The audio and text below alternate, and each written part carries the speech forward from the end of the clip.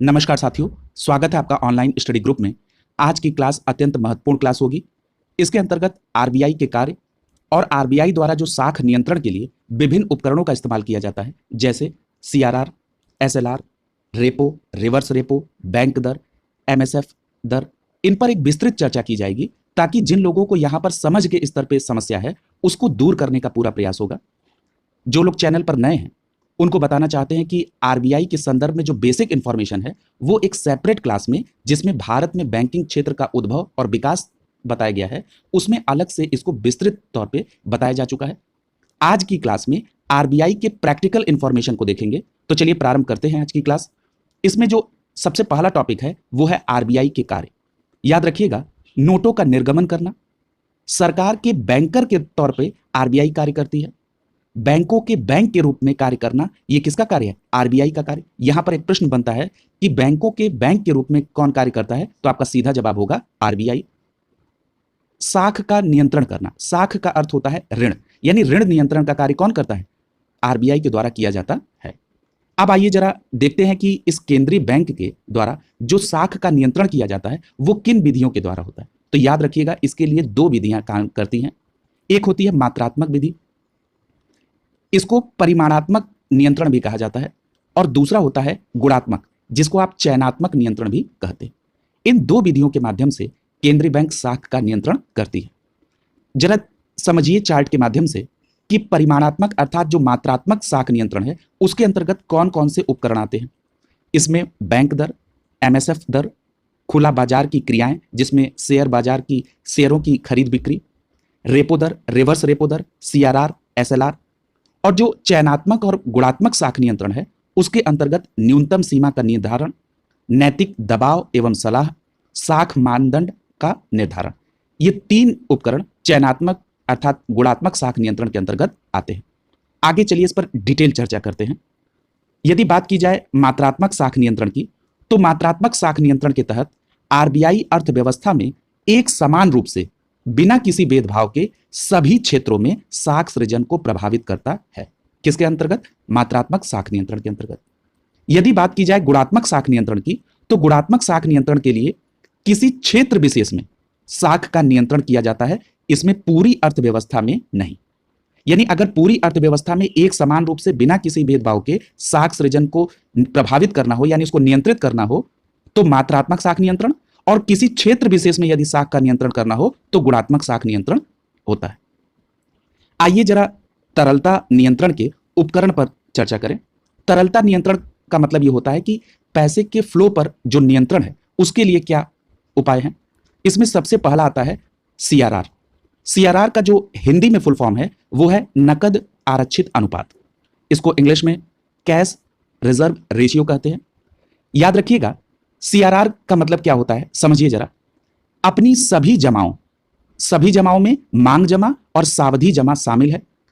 वह अनुपात जो वाणिज्यिक बैंकों के द्वारा आरबीआई के पास जमा करना होता है उसको सीआरआर कहते हैं। जरा इसको दूसरे भाषा में समझिए। यानी जो वाणिज्यिक बैंक है वो अपनी समस्त जमाओं का जो हिस्सा, जो अनुपात या जो प्रतिशत आरबीआई के पास जमा करते हैं उसी को सीआरआर कहा जाता है। अब यह समझिए कि सीआरआर कैसे तरलता नियंत्रण करता है। आगे देखिए, 21 मई 2022 को इसकी दर कितनी थी? 4.50%। यानी 21 मई 2022 को सीआरआर की जो प्रतिशत दर थी वो कितनी थी? 4.50% थी। बताया जा रहा है कि सीआरआर में वृद्धि से बैंकों के पास तरलता में कमी आती है। अब जरा इसको समझिए। सीआरआर में वृद्धि कर दी गई। मान लीजिए कि 21 मई 2022 को सीआरआर की दर कितनी थी? 4.50%। इसका मतलब यह हुआ कि वाणिज्यिक बैंक जो है, जो आरबीआई के पास पैसा जमा कर रहे हैं, वो अपनी कुल जमाओं का 4.5% 21 मई 2022 को जमा कर रहे हैं। और बताया गया कि यदि सीआरआर में वृद्धि कर दी गई आज के डेट में, तो इसका मतलब यह है कि पहले की तुलना में आज के डेट में ज्यादा धन जमा करना पड़ेगा आरबीआई के पास। मान लीजिए कि 4.5% से 4.7% कर दी गई सीआरआर दर। इसका मतलब यह है कि जो वाणिज्यिक बैंक है उसके पास कुल जमा का अब उसको 4.7% हिस्सा आरबीआई के पास जमा करना होगा। यानी पहले की तुलना में अब वाणिज्यिक बैंक को ज्यादा पैसा आरबीआई के पास जमा करना होगा। इसका मतलब ये हम कह सकते हैं कि पहले की तुलना में आज के डेट में वाणिज्यिक बैंक के पास तुलनात्मक तौर पर पैसे की कमी हुई, और अगर पैसे की कमी हुई तो यानी उसके पास तरलता में कमी आ गई। यही स्टेटमेंट कहा गया कि सीआरआर में वृद्धि के साथ बैंकों के पास तरलता में कमी आती है, और जबकि इसके विपरीत इसमें कमी कर दी जाए तो तरलता को बढ़ती है। अगर कमी कर दी जाए, इसका मतलब कि अगर मान लीजिए 21 मई 2022 को सीआरआर की दर 4.50 थी और आज के डेट में उसको 4.25% कर दिया जाए, इसका मतलब यह कह सकते हैं कि 21 मई 2022 की तुलना में आज के डेट में बैंकों के पास ज्यादा पूंजी बचेगी। क्यों? क्योंकि उसको कम प्रतिशत में पैसा आरबीआई के पास जमा करना है। इसका मतलब यह है कि बैंकों के पास तरलता में बढ़ोतरी होगी, यानी उसके पास पूंजी पहले की तुलना में ज्यादा बची रहेगी। इसी के जरिए तरलता नियंत्रण किया जाए। क्लियर हो गया होगा? अगर अभी भी कोई दिक्कत हो तो एक बार फिर से सुन लीजिएगा, आपको निश्चित तौर पर यह पॉइंट क्लियर हो जाएगा। अगला देखिए, अगला है एसएलआर, जिसको सांविधिक तरलता अनुपात कहते हैं। जरा समझिए कि ये एसएलआर क्या होता है। एसएलआर के अंतर्गत बैंकों की जो समग्र जमाएं हैं उसमें वह अनुपात जो उन्हें सरकारी प्रतिभूतियों, स्वर्ण, नकदी जैसी चल एवं सुरक्षित संपत्तियों के रूप में रखना पड़ता है, उसको एसएलआर कहते हैं। यानी एसएलआर के अंतर्गत बैंकों को अपनी समग्र जमाओं का कुछ हिस्सा अपने पास उन्हें सरकारी प्रतिभूतियों, स्वर्ण और नकदी जैसी चल एवं सुरक्षित संपत्तियों के रूप में रखना पड़ता है। उसको क्या कहते हैं? सांविधिक तरलता अनुपात यानी एसएलआर कहते हैं। क्लियर है? 8 जून 2022 को घोषित मौद्रिक नीति में यह 18% है। यह भी तरलता से ऋणात्मक रूप से संबंधित होता है। अब अगला देखिए, साख नियंत्रण के उपकरण के तौर पे, यानी कि ऋण नियंत्रण के उपकरण के तौर पे इसमें जो सबसे पहला है वो है रेपो दर। जरा समझिए कि रेपो दर क्या होता है। रेपो दर वह दर होता है जिस पर आरबीआई वाणिज्यिक बैंकों को अल्पकालीन ऋण उपलब्ध कराता है। साधारण शब्दों में समझिए, यानी वह ब्याज दर जिस पर कोई भी वाणिज्यिक बैंक आरबीआई से अल्पकालीन ऋण लेगा, उसको क्या कहेंगे? रेपो दर। यानी कोई भी वाणिज्यिक बैंक जो अल्पकालीन ऋण आरबीआई से लेगा और उस ऋण के बदले में जो उसको ब्याज देना होगा जिस दर पे, उसी दर को क्या कहते हैं? रेपो दर कहते हैं। बिल्कुल साधारण शब्द में। अगला समझिए, यह अनुसूचित बैंकों के साख सृजन क्षमता को प्रभावित करता है। सीधी सी बात है। अब देखिए ये कैसे प्रभावित करता है। बताया जा रहा है कि रेपो की कम दर के कारण बैंक अधिक मात्रा में साख सृजन कर सकते हैं। जरा इसको समझिए। मान लीजिए कि जो रेपो दर पहले थी 1 माह पहले, आज के डेट में रेपो दर में कमी कर दी गई, तो क्या अंतर होगा? रेपो दर में यदि कमी कर दी जाएगी तो इसका मतलब यह है कि आरबीआई से जो बैंकों ने ऋण लिया है अल्पकालीन, उसके एवज में जो उसको ब्याज की अदायगी करनी है वो पहले की तुलना में अब कम ब्याज देना पड़ेगा। इसका मतलब हम ये कह सकते हैं कि पहले की तुलना में अब वाणिज्यिक बैंकों के पास ज्यादा पैसे की बचत होगी तुलनात्मक तौर पे, और जो वो पैसा बचेगा, बैंकों का काम क्या होता है? बैंकों का काम होता है ऋण देना और ब्याज कमाना। ये बैंक का पहला काम होता है। इसका मतलब यह है कि बैंक अब साधारण लोगों को ज्यादा ऋण दे पाएगी। यही कह रहा है पहले लाइन में कि रेपो की कम दर के कारण बैंक अधिक मात्रा में साख सृजन यानी ऋण का सृजन कर सकते हैं। क्यों? क्योंकि रेपो दर कम हो गई है, यानी जो आरबीआई से वाणिज्यिक बैंक अल्पकालीन ऋण लेंगे उसके एवज में जो उनको ब्याज देना है, उस ब्याज की मात्रा में अब क्या कर दी गई है? कमी कर दी गई है। यही आगे बता रहा है क्योंकि उन्हें आरबीआई से सस्ती दर पर ऋण प्राप्ति होती है। निश्चित तौर पर क्लियर हो गया होगा। अगला देखिए, 8 जून 2022 को घोषित मौद्रिक नीति में स्थायी जमा सुविधा दर 4.65% है। यदि बात करें 8 जून 2022 को घोषित मौद्रिक नीति में यह दर कितनी थी, तो याद रखिएगा 4.90% थी। कौन सी दर? रेपो दर। अगला जरा देखिए, रिवर्स रेपो दर की बात देखिए। रिवर्स रेपो दर क्या है? देखिए इसके शब्द से ही क्लियर हो रहा है। रिवर्स का मतलब उल्टा और रेपो दर यानी रेपो दर के उलट कोई बात हो रही है। जरा समझिए साधारण शब्द में, रिवर्स रेपो दर वह दर होता है जिस पर आरबीआई वाणिज्यिक बैंकों की जो आरबीआई में जमा है उस पर ब्याज अदायगी करता है। इसको क्या कहते हैं? रिवर्स रेपो दर। यानी रेपो दर में जो वाणिज्यिक बैंक थे वो आरबीआई से अल्पकालीन ऋण लेते थे और उसके एवज में वाणिज्यिक बैंकों को आरबीआई के पास ब्याज देना पड़ता था। रिवर्स रेपो दर में क्या है कि जो वाणिज्यिक बैंकों ने आरबीआई के पास जमा की है उस पर जो आरबीआई ब्याज दर देगा उसको क्या कहते हैं? रिवर्स रेपो दर कहा जाता है। क्लियर है? 8 जून 2022 को घोषित मौद्रिक नीति में यह दर कितनी थी? 3.35% थी। अगला देखिए, बैंक दर। बैंक दर वह दर है जिस पर आरबीआई वाणिज्यिक बैंकों को दीर्घकालीन ऋण देता है, यानी जिस ब्याज दर पर आरबीआई वाणिज्यिक बैंकों को दीर्घकालीन ऋण देता है उसको क्या कहते हैं? बैंक दर कहते हैं। क्लियर है? इसका भी साख सृजन से विपरीत संबंध होता है। ठीक है, अब विपरीत संबंध आप पहले ही क्लियर कर चुके हैं। अगला देखिए, 8 जून 2022 को घोषित मौद्रिक नीति में यह दर कितनी थी? 5.15% थी। अगला है MSF रेट, यानी जिसको हिंदी में सीमांत स्थायी सुविधा दर कहा जाता है। जरा समझिए MSF दर क्या है। अनुसूचित वाणिज्यिक बैंक अपनी अल्पकालीन तरलता आवश्यकता की पूर्ति के लिए अपने SLR के बदले आरबीआई से जिस दर पर ऋण लेते हैं उसको MSF दर कहा जाता है। अब जैसे ही SLR आया, सांविधिक तरलता अनुपात, तुरंत आपके मन में ये पूरी बात क्लियर हो गई होगी कि SLR क्या होता है।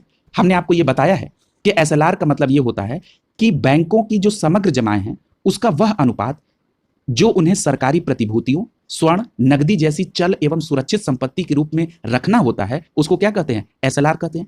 यानी कि जो अनुसूचित वाणिज्यिक बैंक हैं वो अपनी अति अल्पकालीन तरलता आवश्यकताओं को पूरा करने के लिए SLR के बदले जो आरबीआई से ऋण जिस दर पे लेते हैं उसको क्या कहते हैं? MSF दर कहा जाता है। 8 जून 2022 को घोषित मौद्रिक नीति में यह दर 5.15% है। क्लियर है?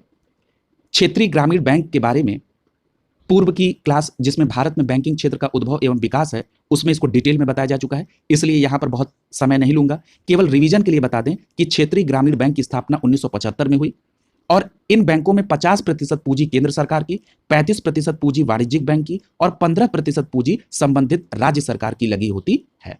अगला देखिए,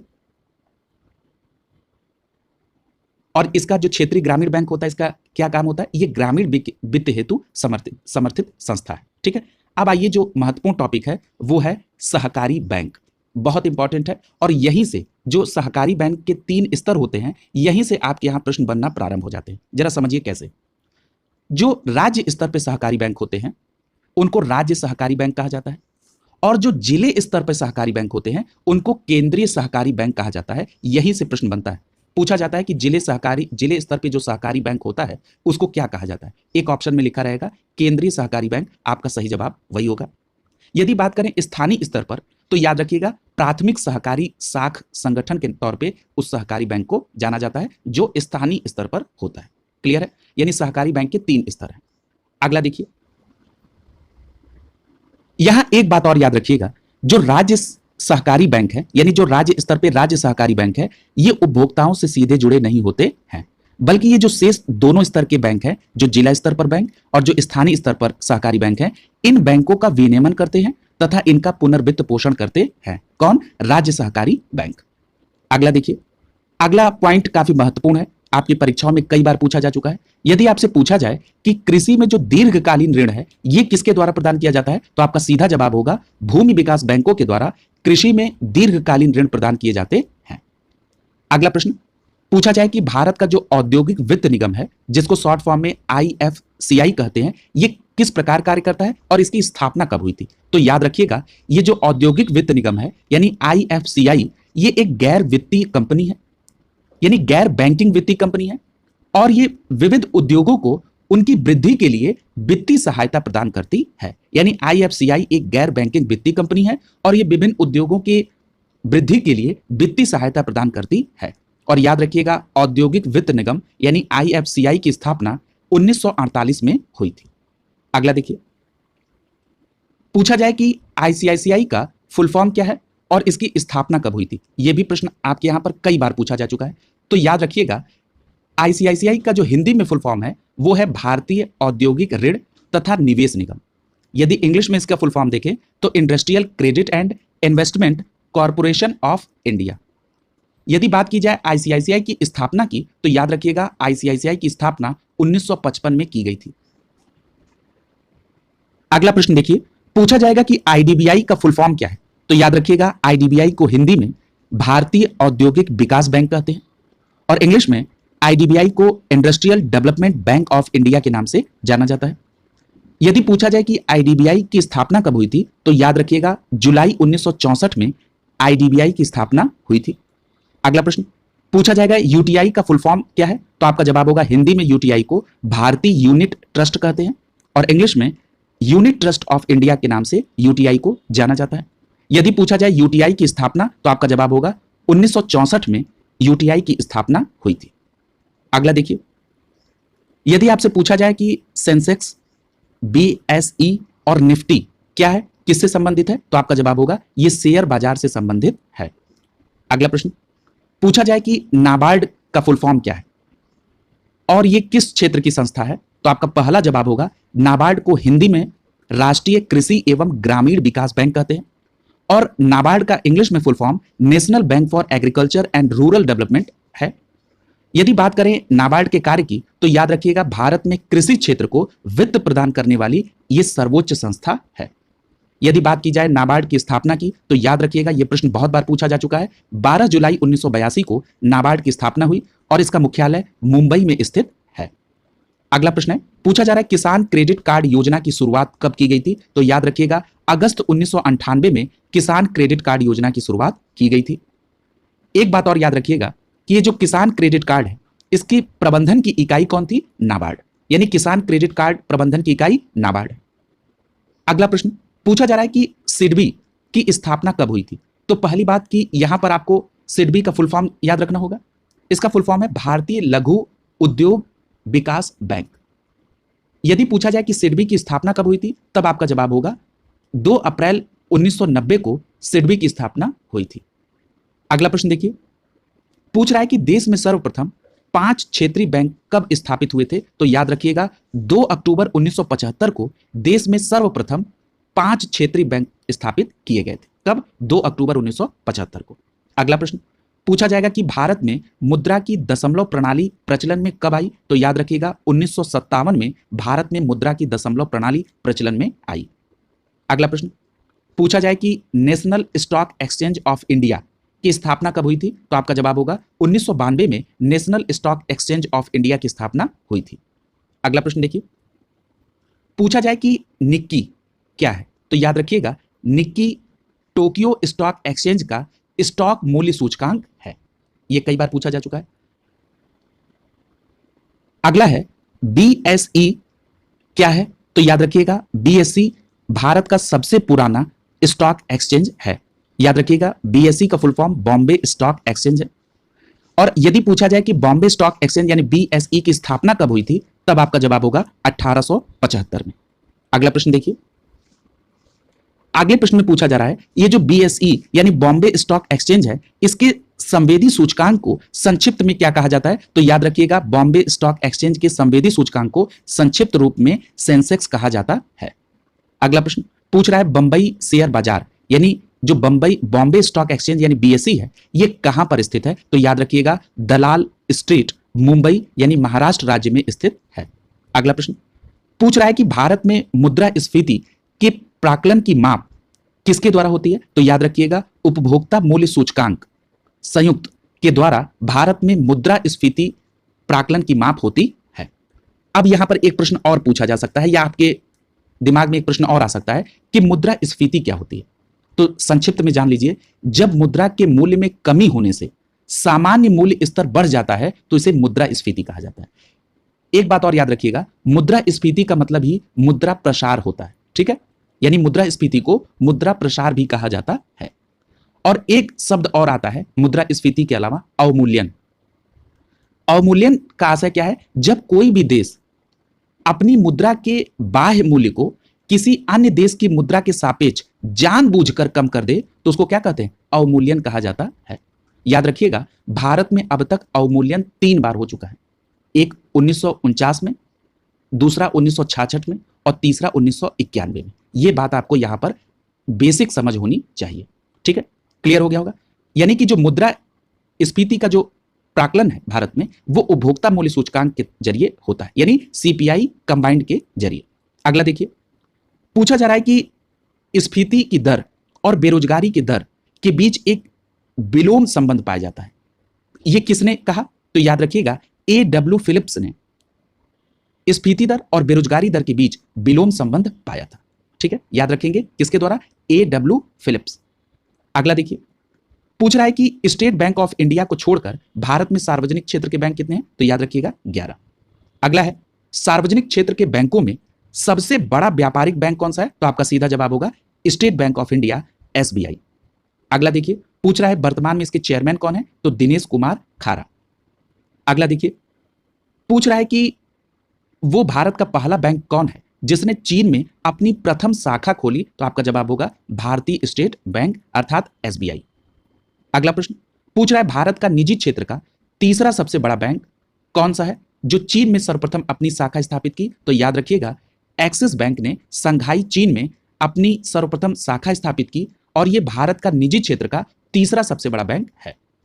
अगला प्रश्न पूछ रहा है कि इनसाइडर ट्रेडिंग किससे संबंधित है? तो याद रखिएगा, ये शेयर बाजार से संबंधित है और ये अवैध कार्य माना जाता है, इनसाइडर ट्रेडिंग। अगला प्रश्न पूछ रहा है कि आरबीआई ने लीड बैंकिंग योजना का प्रारंभ कब किया था? तो याद रखिएगा, दिसंबर 1969 में आरबीआई ने लीड बैंकिंग योजना प्रारंभ की थी। क्लियर है? अगला देखिए, पूछ रहा है कि स्मार्ट मनी, ये जो स्मार्ट मनी है, इस शब्द का प्रयोग किसके लिए किया जाता है? तो याद रखिएगा, क्रेडिट कार्ड के लिए स्मार्ट मनी शब्द का प्रयोग किया जाता है। अगला प्रश्न पूछा जाएगा कि नगद यानी कि जो कैश है या जो मुद्रा है, इसका एक विकल्प क्या है? तो याद रखिएगा, प्लास्टिक मनी कैश और मनी का विकल्प है। यदि पूछा जाए कि प्लास्टिक मनी का उदाहरण क्या है, तब आपका जवाब होगा credit card, debit card, smart card, ATM. ये सभी क्या है? प्लास्टिक मनी के उदाहरण हैं। यहां से भी सीधा प्रश्न पूछा जाता है। ये एक बात और याद रखिएगा कि ये जो प्लास्टिक मनी है, इसका सर्वप्रथम प्रयोग करने वाला देश ऑस्ट्रेलिया है। क्लियर है? अगला देखिए, पूछ रहा है कि मुद्रा निर्गमन किसका प्रमुख कार्य है? तो याद रखिए, जब मैंने आरबीआई का सबसे पहले कार्य से आज की क्लास प्रारंभ की थी, तो उसमें सबसे पहला पॉइंट था कि मुद्रा निर्गमन आरबीआई का प्रमुख कार्य होता है।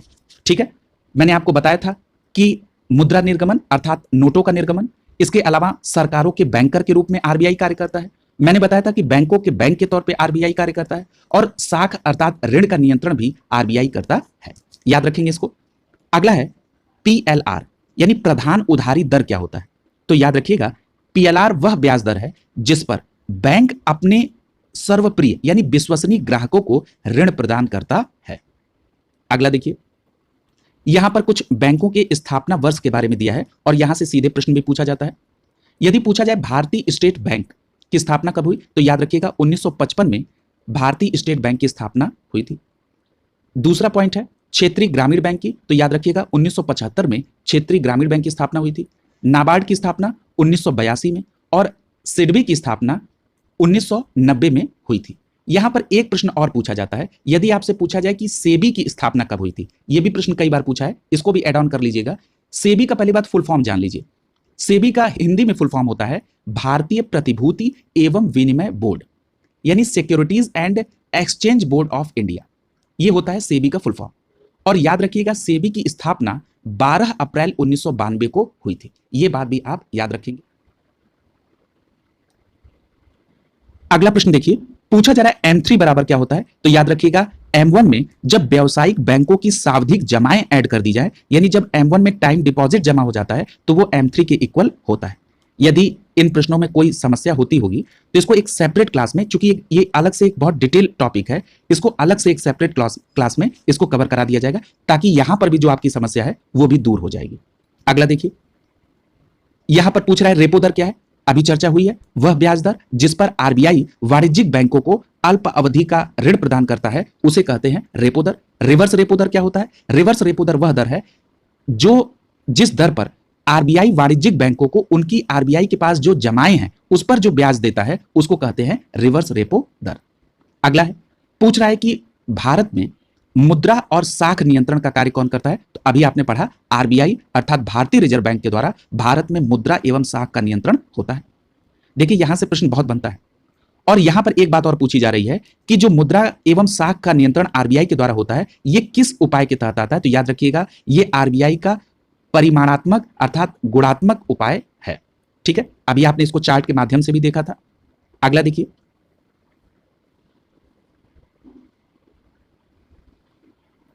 अगला प्रश्न है, पूछा जा रहा है कि भारत में सर्वप्रथम 14 बैंकों का राष्ट्रीयकरण कब किया गया था? तो सबसे पहले इसको बताने से पूर्व मैं आपको फिर से याद दिला दूं कि जब मैंने भारत में बैंकिंग क्षेत्र का उद्भव एवं विकास बताया था, तो इसमें डिटेल पर चर्चा हुई थी। उन 14 बैंकों के नाम भी मैंने बताए थे। जब सर्वप्रथम 14 बैंकों का राष्ट्रीयकरण 19 जुलाई 1969 में किया गया था। याद रखिएगा पूरी डेट कि भारत में सर्वप्रथम 14 बैंकों का राष्ट्रीयकरण 19 जुलाई 1969 को किया गया था। ये वो बैंक थे जिनकी प्रदत्त पूंजी 50 करोड़ या इससे अधिक थी। और जो दूसरी बार 6 बैंकों का राष्ट्रीयकरण किया गया था वो 15 अप्रैल 1980 को किया गया था। याद रखेंगे, जिन लोगों ने वो क्लास नहीं देखी है वो प्लेलिस्ट से जाकर उसको कवर कर लेंगे। अगला देखिए, पूछ रहा है कि मुद्रास्फीति किसको लाभ पहुंचाती है? तो याद रखिएगा ऋण वर्ग को, जिन्होंने ऋण लिया है ऋणी वर्ग को मुद्रास्फीति लाभ पहुंचाती है, और जो बॉन्ड धारक हैं उनको मुद्रास्फीति हानि पहुंचाती है। मैंने अभी आपको मुद्रास्फीति बिल्कुल क्लियर किया है। अगला देखिए, भारत में सिक्के जो ढालने का एकमात्र अधिकार है वो किसको है? तो याद रखिएगा भारत में सिक्के ढालने का एकमात्र अधिकार भारत सरकार को है। एक प्रश्न और यहां पर पूछा जाता है कि जो 1 रुपए के नोट और सिक्के हैं इसका निगमन कौन करता है? तो याद रखिएगा वित्त मंत्रालय भारत सरकार के द्वारा 1 रुपए के नोट और सिक्के का निगमन किया जाता है। और यदि पूछा जाए कि भारत में जो सभी प्रकार की करेंसी नोट इसके अतिरिक्त हैं, जैसे जो 2 रुपए से लेकर 2000 तक की हैं, इसका निगमन कौन करता है? तो याद रखिएगा भारतीय रिजर्व बैंक अर्थात आरबीआई के द्वारा। यह प्रश्न आपके यहां पूछा भी जा चुका है। अगला देखिए, पूछ रहा है कि काली मुद्रा से तात्पर्य क्या है, यानी ब्लैक मनी। तो ब्लैक मनी वो मुद्रा है जिस पर आयकर नहीं दिया गया होता है, ठीक है, यानी उस मुद्रा को शो नहीं किया गया था अपनी आमदनी के तौर पे, यानी जब आप शो नहीं करेंगे तो उस पर आयकर नहीं दिया है, उस मुद्रा को ब्लैक मनी कहते हैं। अगला देखिए, यहां पर एक लिस्ट दी गई है जिसमें देश और उस देश में चलने वाली मुद्रा का नाम दिया गया। यहां से भी एक सीधा प्रश्न पूछता है, जैसे बांग्लादेश में जो मुद्रा है उसको टका कहते हैं, नेपाल की मुद्रा को रुपया कहते हैं, इराक की मुद्रा को इराकी दिनार कहते हैं, इटली की मुद्रा को पहले लीरा कहा जाता था, वर्तमान में यूरो, थाईलैंड की मुद्रा को थाई बहत कहते हैं, वियतनाम की मुद्रा को वियतनामी डोंग कहते हैं, ईरान की मुद्रा को रियाल कहते हैं, और चीन की मुद्रा को युआन कहते हैं, जापान की मुद्रा को येन कहते हैं, भारत की मुद्रा रुपया है, तुर्की की मुद्रा टर्किश लीरा है, और मलेशिया की मुद्रा रिंग रिट है। मलेशिया की मुद्रा को क्या कहते हैं? Ring writ. और दक्षिण कोरिया की मुद्रा को दक्षिण कोरियन वॉन के नाम से जाना जाता है। अगले प्रश्न में पूछा जा रहा है कि भारतीय रिजर्व बैंक की स्थापना कब हुई थी, यानी आरबीआई की स्थापना कब हुई थी? तो मैंने आपको अभी बता दिया कि इसको पूर्व में बताया जा चुका है डिटेल में। आरबीआई की स्थापना 1 अप्रैल 1935 को हुई थी। याद रखिएगा आरबीआई की स्थापना हिल्टन यंग आयोग की अनुशंसा पर 1 अप्रैल 1935 को की गई थी। यहां पर एक प्रश्न और मैं आपको याद दिला दूं, यदि पूछा जाए कि आरबीआई का राष्ट्रीयकरण कब हुआ था तो आपका जवाब होगा 1 जनवरी 1949 को, यानी 1949 को आरबीआई का राष्ट्रीयकरण हुआ था। और आरबीआई का मुख्यालय कहां पर है? मुंबई में। क्लियर है? अगला प्रश्न है, पूछा जाएगा कि मीरा सेठ समिति का संबंध किस क्षेत्र से है? तो याद रखिएगा हथकरघा क्षेत्र के विकास के संबंध में मीरा सेठ समिति का गठन किया गया था। जो समितियों के संदर्भ में एक चार्ट है उसके लिए अलग से एक क्लास दी जा चुकी है। अगला देखिए, पूछ रहा है कि बीआईएफआर का फुल फॉर्म क्या है? तो याद रखिएगा बीआईएफआर का मतलब board of industrial and financial reconstruction होता है, यानी इसको हिंदी में औद्योगिक एवं वित्तीय पुनर्निर्माण बोर्ड कहा जाता है, बीआईएफआर को। यदि पूछा जाए कि इसकी स्थापना कब हुई थी तो याद रखिएगा बीआईएफआर की स्थापना केंद्र सरकार ने 1987 में किया था। अगला प्रश्न पूछ रहा है कि रोजगार की दृष्टि से उत्तर प्रदेश का सबसे बड़ा उद्योग कौन सा है? तो आपका जवाब होगा हथकरघा उद्योग। और अभी आपने पढ़ा है कि हथकरघा उद्योग के विकास के संदर्भ में मीरा सेठ समिति का गठन किया गया था। इसको कोरिलेट करके याद करेंगे। अगला प्रश्न देखिए, पूछ रहा है कि औद्योगिक विकास की दृष्टि से उत्तर प्रदेश का कौन सा क्षेत्र सर्वाधिक विकसित है? तो याद रखिएगा उत्तर प्रदेश का जो पश्चिमी क्षेत्र है यह औद्योगिक विकास की दृष्टि से सर्वाधिक विकसित है। अगला प्रश्न पूछ रहा है इंडियन मिनरल बुक 2020 के अनुसार 2019 और 2020 में विश्व स्तर पर सीमेंट उत्पादन में भारत का कौन सा स्थान है? तो याद रखिएगा सीमेंट उत्पादन में इंडियन मिनरल बुक 2020 के अनुसार भारत का दूसरा स्थान है और पहले स्थान पर चीन है। अगला पूछ रहा है कि कोयले का जो सर्वाधिक उपयोग है यह किसके उत्पादन में हो रहा है? तो याद रखिएगा ऊर्जा उत्पादन में कोयले का सर्वाधिक उपयोग हो रहा है। अगला प्रश्न है, यहां पर उत्पादन और संबंधित स्थान के बारे में प्रश्न है, जैसे कटनी सीमेंट उत्पादन के लिए, सूरत सूती वस्त्र के लिए, चुर्क सीमेंट उद्योग के लिए, ध्रुव रिएक्टर ये कहां पर है? कलपक्कम में। ठीक है, कलपक्कम तमिलनाडु में। ठीक है, तो ये बात याद रखिएगा। अगले प्रश्न में पूछा जा रहा है कि भारत में जो औद्योगिक विकास के लिए संयुक्त क्षेत्र का विचार है, इसका प्रस्ताव कब रखा गया था? तो याद रखिएगा 1956 की औद्योगिक नीति के प्रस्ताव में भारत में औद्योगिक विकास के लिए संयुक्त क्षेत्र का विचार रखा गया था। याद रखेंगे। अगला प्रश्न देखिए, पूछ रहा है भारत में पर्यटन और होटल का विकास किसका कार्य है? तो याद रखिएगा आईटीडीसी का कार्य है भारत में पर्यटन और होटल उद्योग का विकास करना। अगला प्रश्न पूछ रहा है कि गोल्डन हैंडशेक का संबंध क्या है? तो याद रखिएगा स्वैच्छिक सेवानिवृत्ति योजना का संबंध है गोल्डन हैंडशेक। स्वैच्छिक सेवानिवृत्ति को बीआरएस कहा जाता है। इसके तहत कोई भी कर्मचारी अपनी पूरी सर्विस के पहले अपनी स्वेच्छा से सेवानिवृत्त ले लेता है। इसका संबंध किससे है? गोल्डन हैंडशेक से। अगला प्रश्न पूछ रहा है कि हजीरा उर्वरक कारखाना किस पर आधारित है? तो आप पढ़ चुके हैं, हजीरा उर्वरक कारखाना प्राकृतिक गैस पर आधारित है। अगला प्रश्न पूछ रहा है कि जो रेलवे में जो स्लीपर है, इसमें किस लकड़ी का उपयोग अधिकतर होता है? तो याद रखिएगा यह प्रश्न कई बार पूछा जा चुका है। साल की लकड़ी का उपयोग अधिकतर रेलवे स्लीपर में होता है। अगला प्रश्न पूछ रहा है कि आधुनिक सभ्यता के लिए सबसे मूलभूत किसको माना जाता है? तो याद रखिएगा आधुनिक सभ्यता के लिए सबसे मूलभूत लौह इस्पात को माना जाता है। अगला प्रश्न पूछा जा रहा है कि जो सार्वजनिक उद्यमों में विनिवेश है वो कब से आरंभ हुआ? तो याद रखिएगा 1991-92 से सार्वजनिक उद्यमों में विनिवेश आरंभ हुआ। अगला जो प्रश्न है उसमें स्थान है और वहां पर किसका औद्योगिक केंद्र है, इससे संबंधित प्रश्न है। यहां से भी प्रश्न पूछे जाते हैं।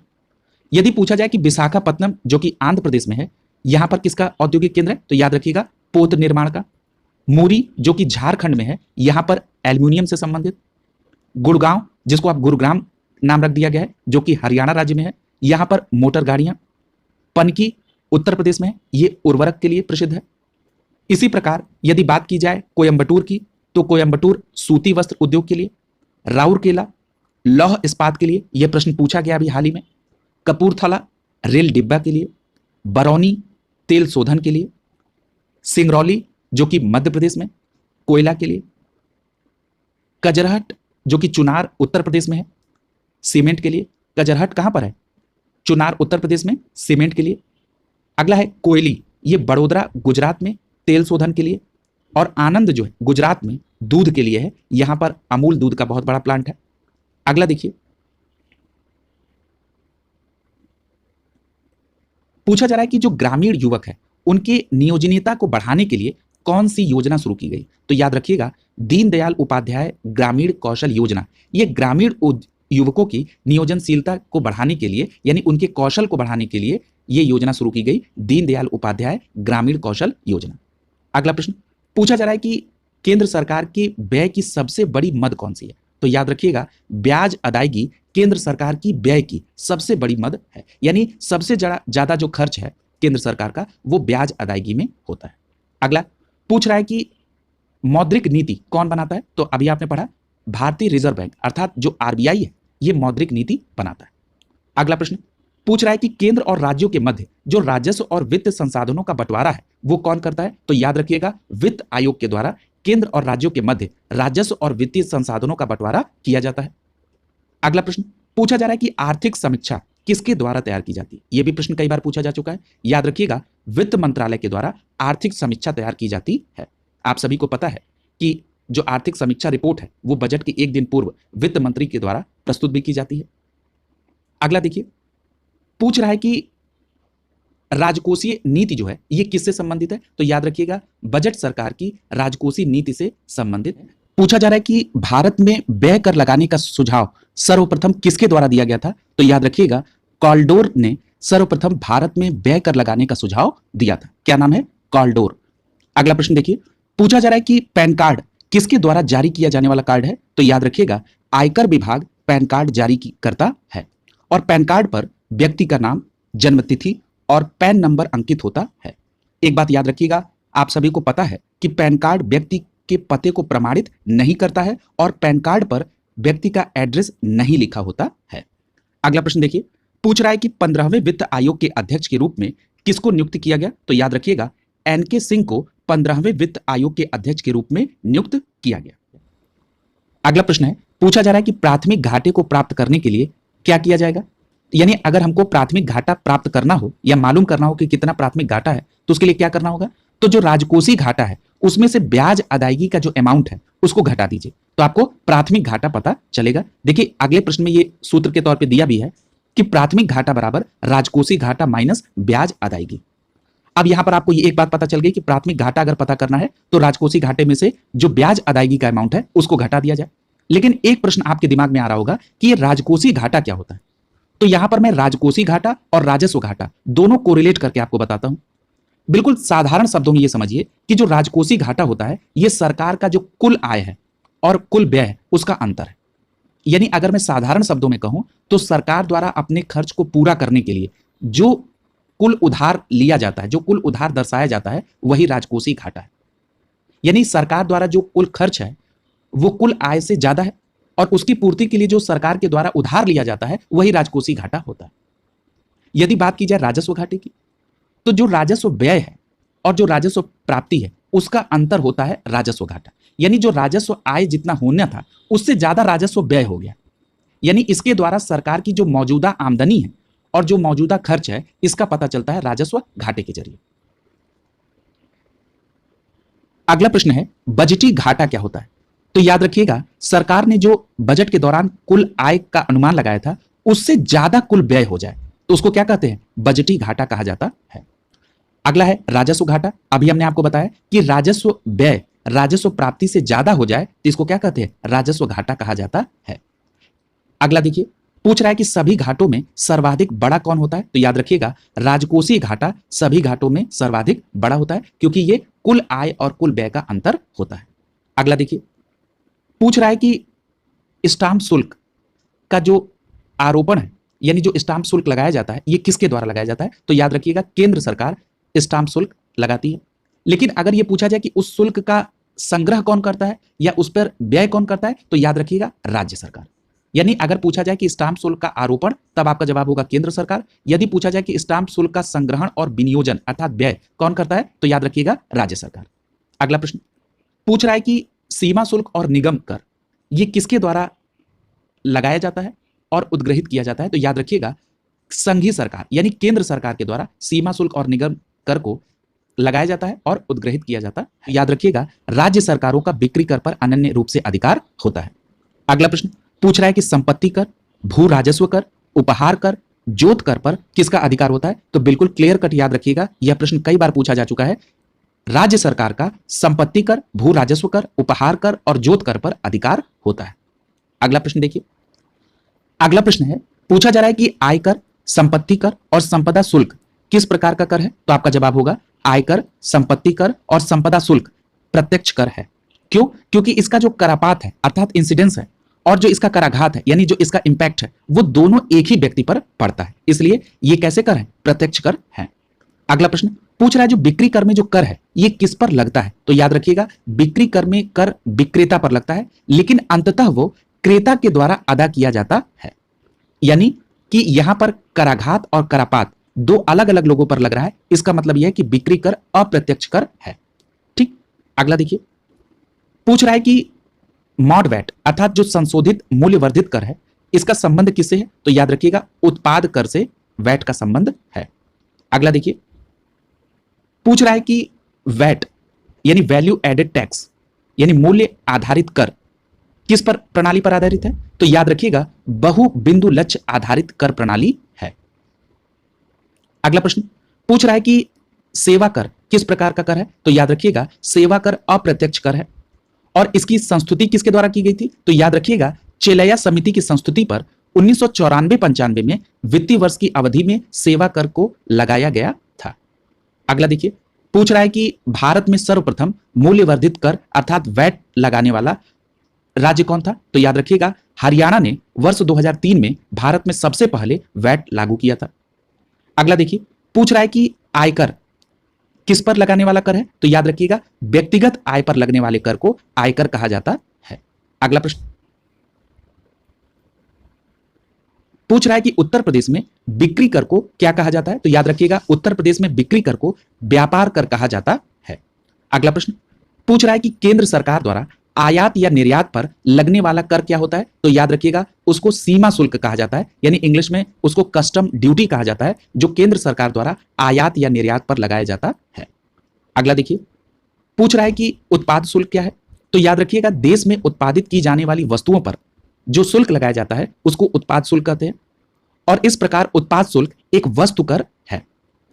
अगला पूछा जा रहा है कि उत्पाद शुल्क यानी एक्साइज ड्यूटी, बिक्री कर यानी सेल टैक्स, सीमा शुल्क यानी कस्टम ड्यूटी, सेवा कर यानी सर्विस टैक्स, ये किस प्रकार का कर है। तो याद रखिएगा, ये अप्रत्यक्ष कर होते हैं। अगला प्रश्न पूछ रहा है कि आयकर यानी इनकम टैक्स, निगम कर यानी कॉर्पोरेट टैक्स, संपत्ति कर यानी वेल्थ टैक्स, ये किस प्रकार के टैक्स है। तो याद रखिएगा, ये प्रत्यक्ष कर होते हैं। अगला है, पूछ रहा है कि राजकोषीय उत्तरदायित्व और बजट प्रबंधन अधिनियम कब अधिनियमित किया गया और यह कब प्रभावी हुआ। तो याद रखिएगा, राजकोषीय उत्तरदायित्व और बजट प्रबंधन अधिनियम, जिसको FRBMA कहा जाता है, यह 2003 में अधिनियमित किया गया। डेट क्या थी? 26 अगस्त 2003। और यदि पूछा जाए कि FRBMA को प्रभावी कब किया गया, तब आपका जवाब होगा 5 जुलाई 2004 को राजकोषीय उत्तरदायित्व एवं बजट प्रबंधन अधिनियम को प्रभावी किया गया। अगला प्रश्न पूछ रहा है कि शराब पर जो उत्पादन कर है ये किसके द्वारा लगाया जाता है। तो याद रखिएगा, राज्य सरकारों के द्वारा शराब पर उत्पादन कर लगाया जाता है। अगला प्रश्न पूछ रहा है कि ट्रांजैक्शन शुल्क का संबंध किससे है। तो याद रखिएगा, हवाई यात्रा से ट्रांजैक्शन शुल्क का संबंध है। अगला पूछ रहा है कि सेन वैट का संबंध किससे है। तो याद रखिएगा, सेन वैट का संबंध केंद्रीय उत्पादन शुल्क से है।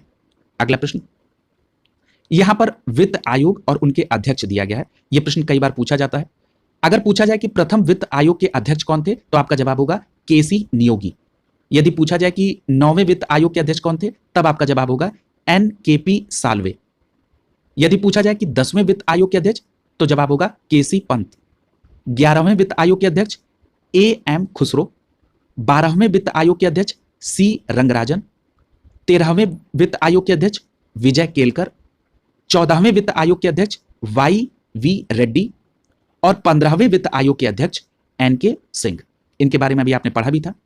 अगला देखिए, पूछ रहा है कि भारत में न्यूनतम वैकल्पिक कर अर्थात मैट का समावेश किस वर्ष हुआ था। तो याद रखिएगा, 1996-97 में भारत में न्यूनतम वैकल्पिक कर मैट का समावेश हुआ था।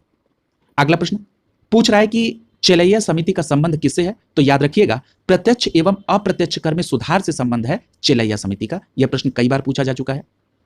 अगला पूछ रहा है कि मनोरंजन कर क्या केंद्र सरकार लगाती है। तो आपका जवाब होगा नहीं, मनोरंजन कर केंद्र सरकार नहीं लगाती है। अगला पूछ रहा है कि कंपनी कर किस पर लगता है। तो याद रखिएगा, कंपनी कर वह कर है जो कंपनी की आय पर लगता है।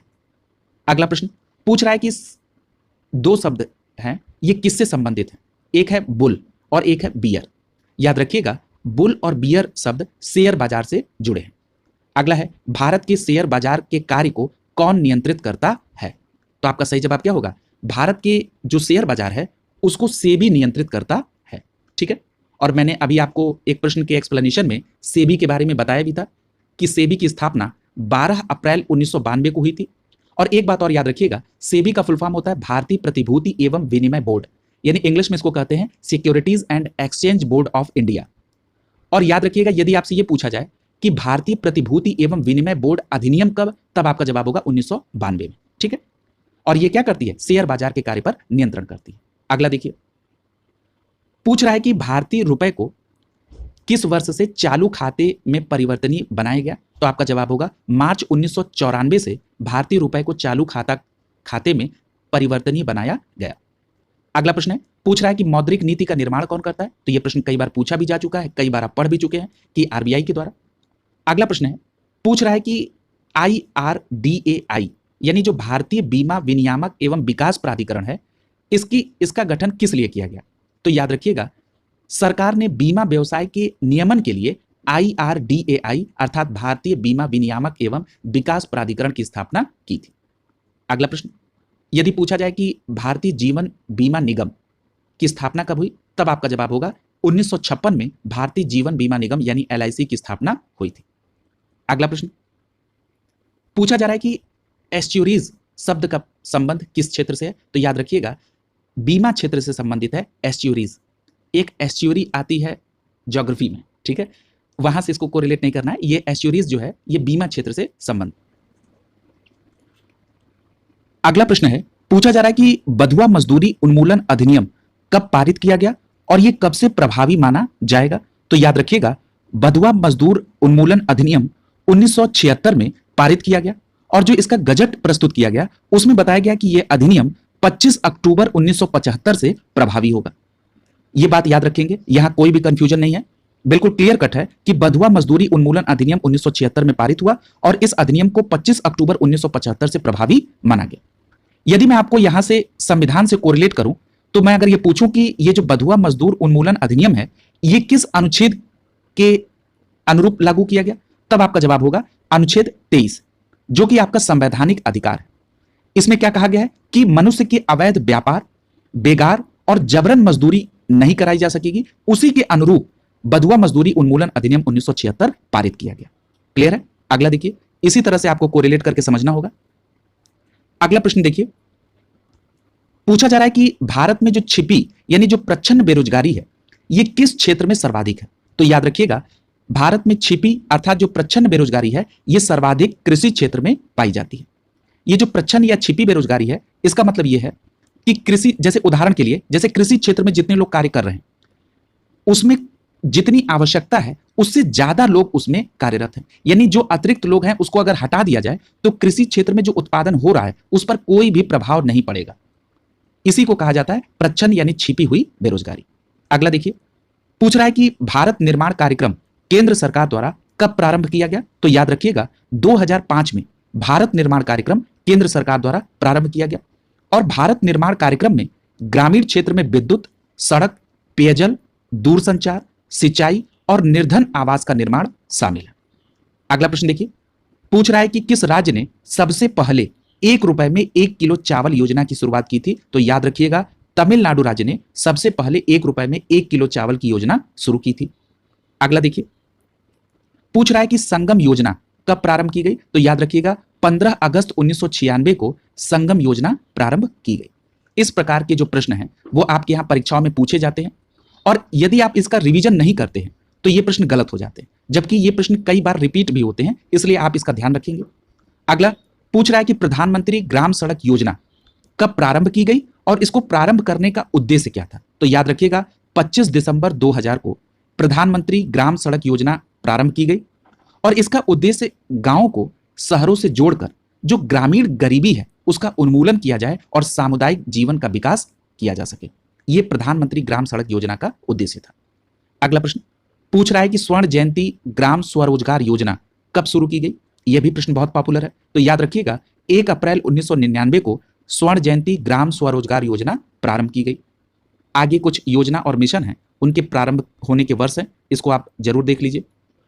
दिया है कि प्रधानमंत्री मत्स्य संपदा योजना, इसे 20 मई 2020 को शुरू किया गया। प्रधानमंत्री स्वनिधि योजना, इसे 1 जून 2020 को प्रारंभ किया गया।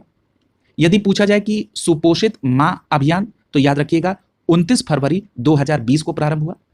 इसी प्रकार कृषि श्रमिक सामाजिक सुरक्षा योजना सन 2001 से प्रारंभ हुई। स्वर्ण जयंती ग्राम स्वरोजगार योजना अभी आपने पढ़ा 1999 में प्रारंभ हुई। रोजगार गारंटी योजना सन 2006 में प्रारंभ हुई। प्रधानमंत्री ग्रामोदय योजना 2001 में प्रारंभ हुई। अगला है सर्व शिक्षा अभियान, बहुत पूछा जाता है, याद रखिएगा सन 2001 में सर्व शिक्षा अभियान प्रारंभ हुआ। यदि पूछा जाए कि साक्षर भारत मिशन, तब आपका जवाब होगा सन 2009 में। ऑपरेशन ब्लैक बोर्ड 1987 में यानी 1987 में और राष्ट्रीय साक्षरता मिशन 1988 में प्रारंभ किया गया।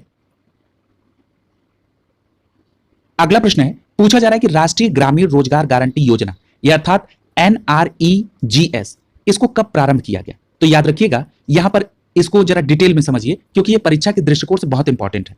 ये जो राष्ट्रीय ग्रामीण रोजगार गारंटी योजना है ये 2 फरवरी 2006 को इसका शुभारंभ आंध्र प्रदेश के अनंतपुर जिले से हुआ और इस 2 फरवरी 2006 को देश के 200 चुनिंदा जिलों में इसे प्रारंभ किया गया। क्लियर है। और याद रखिएगा, ये जो राष्ट्रीय ग्रामीण रोजगार गारंटी कार्यक्रम है ये एक रोजगार कार्यक्रम है, न कि एक कानूनी व्यवस्था।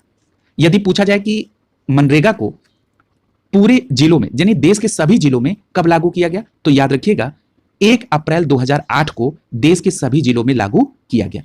जरा इसकी एक क्रम को समझ लीजिए, यहां पर बीच में एक क्रम इसने छोड़ दिया है, जरा समझिए। मैंने अभी आपको बताया कि 2 फरवरी 2006 को राष्ट्रीय ग्रामीण रोजगार गारंटी योजना आंध्र प्रदेश के अनंतपुर जिले से प्रारंभ की गई और इसे देश के 200 चुनिंदा जिलों में प्रारंभ किया गया। इसके बाद वर्ष 2007-8 में इसका विस्तार किया गया और 130 अतिरिक्त जिलों में इसे लागू किया गया और बाद में 1 अप्रैल 2008 को इसका विस्तार जम्मू कश्मीर को छोड़कर सभी जिलों में कर दिया गया। और जब जम्मू कश्मीर केंद्र शासित प्रदेश बन गया है तो अब मनरेगा स्कीम वहां पर भी लागू हो गई है। यह पूरा एक क्रम था। अगला देखिए, पूछ रहा है कि राष्ट्रीय ग्रामीण रोजगार गारंटी अधिनियम का पुनर्नामांकरण यानी इसका नाम बदलकर महात्मा गांधी राष्ट्रीय रोजगार गारंटी अधिनियम अर्थात मनरेगा करने की घोषणा कब की गई? तो याद रखिएगा 2 अक्टूबर 2009 को। यह प्रश्न कई बार पूछा जा चुका है, बिल्कुल इसको याद रखेंगे कि 2 अक्टूबर 2009 को नरेगा से नाम बदलकर इसका मनरेगा कर दिया गया। और मनरेगा का फुल फॉर्म क्या है? महात्मा गांधी राष्ट्रीय रोजगार गारंटी अधिनियम। अगला प्रश्न देखिए, और आप सभी को पता है कि जो मनरेगा है इसका लक्ष्य क्या है कि प्रत्येक ग्रामीण परिवार के एक वयस्क सदस्य को न्यूनतम 100 दिन का अकुशल रोजगार उपलब्ध कराना। अगला देखिए, पूछ रहा है कि भारत में सामुदायिक विकास कार्यक्रम का प्रायोगिक स्तर पर शुरुआत कब किया गया? तब आपका जवाब क्या होगा? 2 अक्टूबर 1952 को भारत में सामुदायिक विकास कार्यक्रम का प्रायोगिक स्तर पर शुरुआत हुई। अगला है, पूछ रहा है भारत में सामुदायिक विकास के मुख्य निर्माता किसे माना जाता है? तो आपका जवाब होगा एसके डे को भारत में सामुदायिक विकास का मुख्य निर्माता माना जाता है। क्या नाम है? एसके डे। अगला है, राष्ट्रीय ग्रामीण विकास संस्थान कहां पर स्थित है? तो आपका जवाब होगा हैदराबाद में। अगला प्रश्न देखिए, पूछ रहा है केंद्र सरकार द्वारा आम आदमी बीमा योजना की शुरुआत कब की गई? तो आपका जवाब होगा 2 अक्टूबर 2007 से केंद्र सरकार ने आम आदमी बीमा योजना की शुरुआत की थी। अगला प्रश्न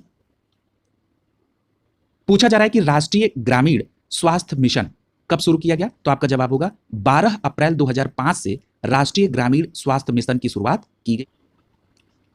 अगला प्रश्न है, पूछा जा रहा है कि आधार किसके द्वारा जारी किया गया और इसमें जो विशेष पहचान नंबर है ये कितने अंकी होता है? तो पहले प्रश्न का आंसर क्या होगा?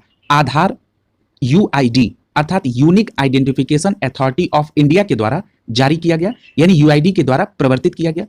और दूसरे प्रश्न का आंसर होगा कि आधार जो एक विशेष पहचान नंबर दिया गया जाता है वो 12 अंकी होता है। अगला प्रश्न देखिए, पूछा जा रहा है कि इस योजना का सर्वप्रथम शुरुआत कहां से किया गया? तो याद रखिएगा सितंबर 2010 में महाराष्ट्र के नंदुरबार जिले के तेंभली गांव से आधार परियोजना की सर्वप्रथम शुरुआत की गई। कहां से? महाराष्ट्र राज्य से। महाराष्ट्र राज्य में एक जिला है जिसका नाम है नंदुरबार जिला और उसमें एक गांव है जिसका नाम है तेंभली गांव। वहां से आधार परियोजना की शुरुआत सर्वप्रथम सितंबर 2010 में हुई थी। अगला देखिए, पूछ रहा है कि इंदिरा गांधी राष्ट्रीय वृद्धा पेंशन योजना की शुरुआत कब हुई? तो याद रखिएगा 19 नवंबर 2007 से इंदिरा गांधी राष्ट्रीय वृद्धा अवस्था पेंशन योजना की शुरुआत की गई। आप सभी को पता होगा कि पूर्व में यह योजना राष्ट्रीय वृद्धा पेंशन योजना के नाम से जानी जाती थी। अगला प्रश्न है, पूछा जा रहा है कि सितंबर 2015 में सतत विकास लक्ष्य की अवधि को बढ़ाकर कब तक कर दिया गया? तो याद रखिएगा सतत विकास लक्ष्य की अवधि बढ़कर वर्ष 2030 तक कर दी गई। और यह कब की गई? तो सितंबर 2015 में। अगला प्रश्न देखिए, पूछ रहा है कि अब एमडीए यानी सहस्त्राब्दी विकास लक्ष्य का स्थान किसने ले लिया है? तो याद रखिएगा सतत विकास लक्ष्य यानी एसडीजी यानी सस्टेनेबल डेवलपमेंट गोल ने एमडीए का स्थान ले लिया है। अगला प्रश्न देखिए, पूछ रहा है कि सर्व शिक्षा अभियान केंद्र सरकार द्वारा कब प्रारंभ किया गया? तो याद रखिएगा वर्ष 2001 में केंद्र सरकार ने सर्व शिक्षा अभियान को प्रारंभ किया। इसके तहत 6 से 14 वर्ष की आयु के वर्ग के जो सभी बच्चे हैं वो इसमें शामिल होंगे। अगला देखिए, पूछ रहा है कि मध्याह्न भोजन योजना यानी मिड डे मील योजना भारत सरकार द्वारा और उत्तर प्रदेश सरकार द्वारा कब लागू की गई? तो याद रखिएगा 15 अगस्त 1995 से लागू की गई। आप सभी को पता है कि करंट से आप सभी अपडेट होंगे। जिन लोगों ने अभी तक करंट की क्लासेस को कवर नहीं किया है वो प्लेलिस्ट में जाकर वहां पर प्लेलिस्ट बनी है उसको कवर कर लेंगे। मिड डे मील योजना की जगह पर पोषण योजना प्रारंभ की गई है, ये करंट से अपडेट रखेंगे आप। अगला देखिए, पूछ रहा है स्कूल चलो अभियान, इसकी शुरुआत उत्तर प्रदेश सरकार द्वारा कब की गई? तो याद रखिएगा जुलाई 2000 में स्कूल चलो अभियान उत्तर प्रदेश सरकार द्वारा प्रारंभ किया गया। अगला है स्वच्छ भारत अभियान का आरंभ कब हुआ? तो याद रखिएगा 2 अक्टूबर 2014 को स्वच्छ भारत अभियान का आरंभ हुआ। अगला है विजन 2020 फॉर इंडिया इसका संबंध किससे है? तो याद रखिएगा, भूतपूर्व भारत के राष्ट्रपति डॉक्टर एपीजे अब्दुल कलाम द्वारा यह प्रस्तावित दस्तावेज था विजन 2020 फॉर इंडिया। अगला देखिए, पूछ रहा है कि पूरा की अवधारणा किसके द्वारा प्रस्तुत की गई और इसका फुल फॉर्म क्या है? तो याद रखिएगा, पूरा का फुल फॉर्म है providing of urban amenities to rural areas, और इसकी अवधारणा पूर्व राष्ट्रपति डॉक्टर एपीजे अब्दुल कलाम के द्वारा प्रस्तुत की गई थी। अगला देखिए, पूछ रहा है कि भारत में केवल दिव्यांगों के लिए सर्वप्रथम विश्वविद्यालय कहां पर स्थापित किया गया? तो याद रखिएगा, उत्तर प्रदेश के चित्रकूट में भारत में केवल दिव्यांगों के लिए पहला विश्वविद्यालय स्थापित किया गया। अगला है, पूछ रहा है कि अंतर्राष्ट्रीय महिला दिवस कब मनाया जाता है? तो याद रखिएगा, 8 मार्च को इंटरनेशनल वुमेन्स डे मनाया जाता है। अगला प्रश्न है, पूछ रहा है विश्व उपभोक्ता अधिकार दिवस, तो आपका जवाब होगा 15 मार्च को विश्व उपभोक्ता अधिकार दिवस मनाया जाता है। अगला है, पूछ रहा है कि प्रौढ़ शिक्षा का दूसरा नाम क्या है? तो याद रखिएगा, एंड्रागोगी। एंड्रागोगी ये प्रौढ़ शिक्षा का दूसरा नाम है। अगला देखिए, पूछ रहा है कि तरुण भारत संघ ये किसकी संस्था है? तो याद रखिएगा, डॉक्टर राजेंद्र सिंह द्वारा स्थापित एक स्वयंसेवी संस्था है तरुण भारत संघ। अगला प्रश्न, पूछ रहा है कि राष्ट्रीय युवा नीति 2003 के स्थान पर राष्ट्रीय युवा नीति 2014 का शुभारंभ कब किया गया? तो याद रखिएगा, 9 जनवरी 2014 को राष्ट्रीय युवा नीति 2003 के स्थान पर राष्ट्रीय युवा नीति 2014 का शुभारंभ किया गया। अगला प्रश्न, पूछ रहा है कि नालंदा परियोजना का संबंध किससे है और इसका शुभारंभ कब किया गया? तो याद रखिएगा, नालंदा परियोजना अल्पसंख्यकों को उच्च शिक्षण संस्थानों के लिए इसका प्रारंभ किया गया और इसका शुभारंभ 4 मार्च 2014 को किया गया। अगला देखिए,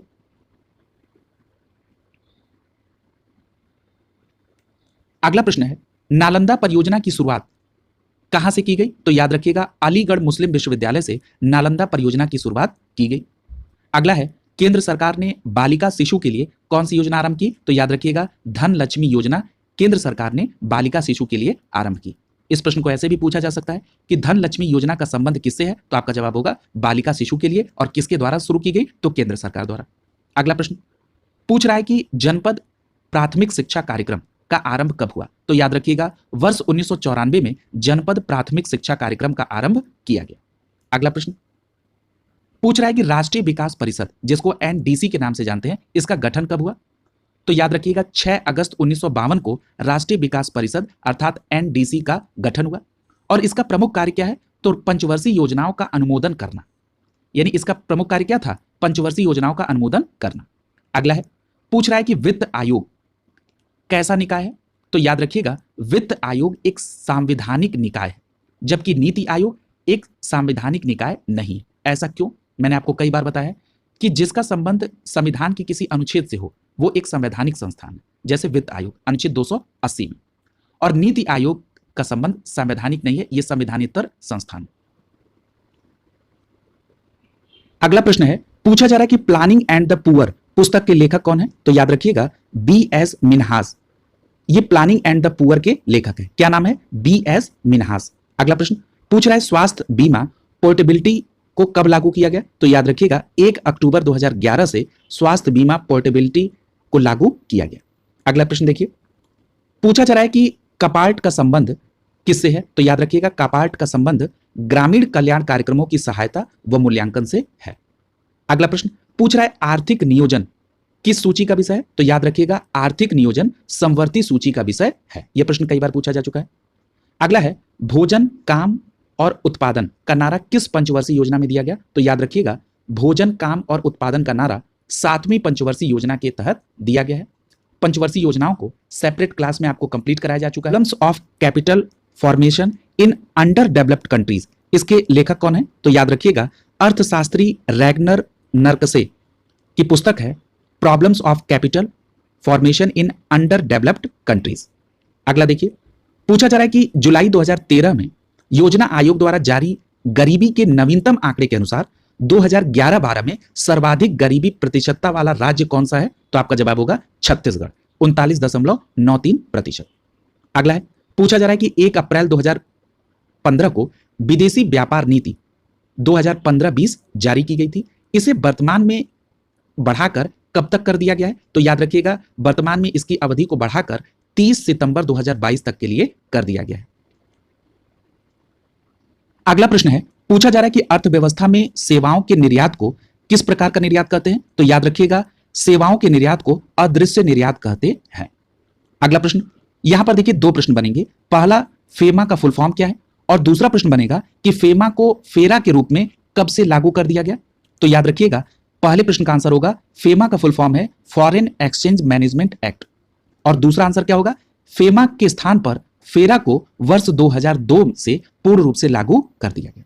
अगला प्रश्न पूछ रहा है, निर्यात आगत बैंक, जिसको एक्सिम बैंक के नाम से भी जानते हैं, इसका गठन भारत में कब हुआ? तो याद रखिएगा, वर्ष 1982 में निर्यात आगत बैंक अर्थात एक्सिम बैंक का गठन भारत में किया गया। अगला, यहां पूछा जा रहा है कि जब कोई देश अपनी मुद्रा का अवमूल्यन करता है तो इसका प्रभाव क्या पड़ता है? मैंने जब मुद्रास्फीति आपको बताई थी तो उस समय मैंने आपको अवमूल्यन के बारे में भी बताया था। मैंने आपको बताया था, मैं रिकॉल करा दे रहा हूं कि अवमूल्यन का मतलब क्या होता है? जब कोई देश अपनी मुद्रा के बाह्य मूल्य को किसी अन्य देश की मुद्रा के सापेक्ष जानबूझकर कम करता है तो उसको कहते हैं मुद्रा का अवमूल्यन। और जब कोई देश मुद्रा का अवमूल्यन करता है तो इसका प्रभाव यह पड़ता है कि आयात महंगा हो जाता है और निर्यात सस्ता हो जाता है। ठीक, और मैंने आपको यह भी बताया था कि भारत में अब तक 3 बार मुद्रा का अवमूल्यन हुआ है। एक हुआ है वर्ष 1949 में यानी 1949 में, दूसरा 1966 में यानी 1966 में, और तीसरा हुआ है 1991 में यानी 1991 में। अगला देखिए, पूछ रहा है कि जब मांग से पूर्ति अधिक होती है तो उस बाजार को क्या कहते हैं? उसको क्रेता का बाजार कहा जाता है। या ब्रॉड इक्विटी फाउंडेशन की स्थापना कब हुई थी? तो आपका जवाब होगा 2003 में। अगला प्रश्न है, कल्चर्ड मोती का उत्पादन किस देश का महत्वपूर्ण कुटीर उद्योग है? तो याद रखिएगा, जापान का महत्वपूर्ण कुटीर उद्योग है कल्चर्ड मोती का उत्पादन। अगला प्रश्न पूछा जाएगा कि वर्ल्ड डेवलपमेंट रिपोर्ट का वार्षिक प्रकाशन किसके द्वारा होता है? तो याद रखिएगा, अंतरराष्ट्रीय पुनर्निर्माण एवं विकास बैंक के द्वारा वर्ल्ड डेवलपमेंट रिपोर्ट का वार्षिक प्रकाशन होता है। अगला प्रश्न है, पूछ रहा है राष्ट्रीय कृषि आर्थिक एवं नीति अनुसंधान केंद्र कहां पर स्थित है? तो आपका जवाब होगा नई दिल्ली में राष्ट्रीय कृषि आर्थिक एवं नीति अनुसंधान केंद्र स्थित है। अगला प्रश्न देखिए, पूछा जा रहा है कि एगमार्क का जो प्रमाणन चिन्ह है यह किस पर लगाया जाता है? तो याद रखिएगा, भारत में कृषि, खाद्य उत्पादों और पदार्थों पर एगमार्क का प्रमाणन चिन्ह लगाया जाता है। यह भी प्रश्न कई बार पूछा गया, याद रखेंगे। अगला है, पूछ रहा है खादी एवं ग्रामीण उद्योग आयोग का मुख्यालय कहां पर है और इसका गठन किस वर्ष हुआ? तो याद रखिएगा, खादी एवं ग्रामीण उद्योग आयोग का मुख्यालय मुंबई में है और इसका गठन 1957 में किया गया। अगला प्रश्न है, पूछ रहा है जवाहरलाल नेहरू राष्ट्रीय शहरी नवीनीकरण मिशन कब शुरू हुआ? तो आपका जवाब होगा जवाहरलाल नेहरू राष्ट्रीय शहरी नवीकरण मिशन, जिसको JNNURM कहते हैं, दिसंबर 2005 में शुरू हुआ। अगला प्रश्न देखिए, पूछ रहा है कि JNNURM योजना का स्थान किस वर्ष अमृत नामक योजना ने लिया? तो याद रखिएगा, 2015 में JNNURM, जिसको अभी आपने पढ़ा कि जवाहरलाल नेहरू राष्ट्रीय शहरी नवीकरण मिशन था, इसको इस जगह पर 2015 में अमृत योजना का प्रारंभ किया गया। अगला पूछ रहा है विश्व जनसंख्या दिवस प्रतिवर्ष कब मनाया जाता है? तो याद रखिएगा, 11 जुलाई को विश्व जनसंख्या दिवस मनाया जाता है। अगला प्रश्न पूछ रहा है कि 2011 के अंतिम आंकड़ों के अनुसार भारत की विश्व जनसंख्या में कितने प्रतिशत की भागीदारी है? यह भी प्रश्न बहुत पूछा जाता है। याद रखिएगा, भारत का विश्व में जनसंख्या के दृष्टिकोण से 17.5% की भागीदारी है जनगणना 2011 के अनुसार। आगे व्यक्ति और संबंधित क्षेत्र है, इसको देख लीजिए। MS स्वामीनाथन साहब, इनको भारत में हरित क्रांति का जनक कहा जाता है। अगला है LK झा, ये कराधान से संबंधित है। इसी प्रकार CT कुरियन, ये एक अर्थशास्त्री हैं। मोरारजी देसाई, बैंकों का जो सामाजिक नियंत्रण है बैंकों पर, उसके लिए इनको मोरारजी देसाई को जाना जाता है। अगला है गोईपोरिया समिति, ये बैंकिंग सेवा में सुधार के लिए। आबिद हुसैन समिति, ये लघु उद्योग से संबंधित है। मीरा सेठ समिति हथकरघा क्षेत्र से संबंधित है। तारापोर समिति रुपए की पूंजी खाते में परिवर्तनीयता से संबंधित है। और राजा चेलैया समिति ये कर सुधार से संबंधित है। इसके अतिरिक्त जो भी समितियां हैं उसको एक अलग से सेपरेट क्लास में बताया जा चुका है। जिन लोगों ने अभी तक कवर नहीं किया है वो प्लेलिस्ट से जाकर उसको कवर कर ले। अगला प्रश्न है, पूछ रहा है कि रतन टाटा ने नैनो प्रोजेक्ट को सिंगूर से हटाकर कहां ले गए? तो आपका सही जवाब होगा साणंद। रतन टाटा ने नैनो प्रोजेक्ट को सिंगूर से साणंद ले जाने का निर्णय लिया। अगला देखिए, पूछ रहा है औद्योगिक विकास की दृष्टि से उत्तर प्रदेश का कौन सा क्षेत्र सर्वाधिक विकसित है। अभी आपने पढ़ा भी है आज कि उत्तर प्रदेश का जो पश्चिमी क्षेत्र है यह औद्योगिक दृष्टि से सर्वाधिक विकसित है। अगला प्रश्न पूछ रहा है central institute of agriculture engineering कहां पर स्थित है। तो याद रखिएगा भोपाल में central institute of agriculture engineering स्थित है। अगला देखिए, पूछ रहा है कि विश्व मौसम विज्ञान संगठन का मुख्यालय कहां पर है। तो आपका जवाब होगा जेनेवा स्विट्जरलैंड में विश्व मौसम विज्ञान संगठन का मुख्यालय स्थित है। अगला प्रश्न पूछ रहा है कि ये जो पेन है इसमें जो प्रारंभ में 5 अक्षर होते हैं इसमें पी का अर्थ क्या होता है। तो याद रखिएगा पी का अर्थ होता है व्यक्तिगत अर्थात पर्सनल। अगला प्रश्न है पूछा जा रहा है कि प्रधानमंत्री जनधन योजना के लिए दुर्घटना बीमा कितनी। तो याद रखिएगा 1 लाख रुपए दुर्घटना बीमा। यहां पर एक बात और याद रखिएगा 28 अगस्त 2018 के बाद जो खाते खोले गए हैं उन खातों पर 2 लाख रुपए की दुर्घटना बीमा है और जीवन बीमा 30,000 रुपए। अगला है पूछ रहा है कि वर्ष 2015 में प्रारंभ की गई दीनदयाल अंत्योदय योजना किस क्षेत्र से संबंधित है। तो याद रखिएगा 2015 में आरंभ की गई दीनदयाल अंत्योदय योजना का संबंध ग्रामीण एवं शहरी क्षेत्रों में कौशल विकास से है। इस प्रकार आज यहीं पर कंप्लीट होता है आज की क्लास। कल की क्लास में एक नए टॉपिक के साथ शुरुआत होगी जो काफी महत्वपूर्ण है। आप सभी जो भी क्लासेस मिल रही हैं उसको निरंतर कंप्लीट करते जाएं। जो क्लासेस आपकी छूट गई उसको आप प्लेलिस्ट से जरूर कंप्लीट कर लें क्योंकि परीक्षा के दृष्टिकोण से ये अत्यंत महत्वपूर्ण सीरीज चलाई जा रही है। शुभकामनाओं के साथ आप सभी का बहुत बहुत धन्यवाद।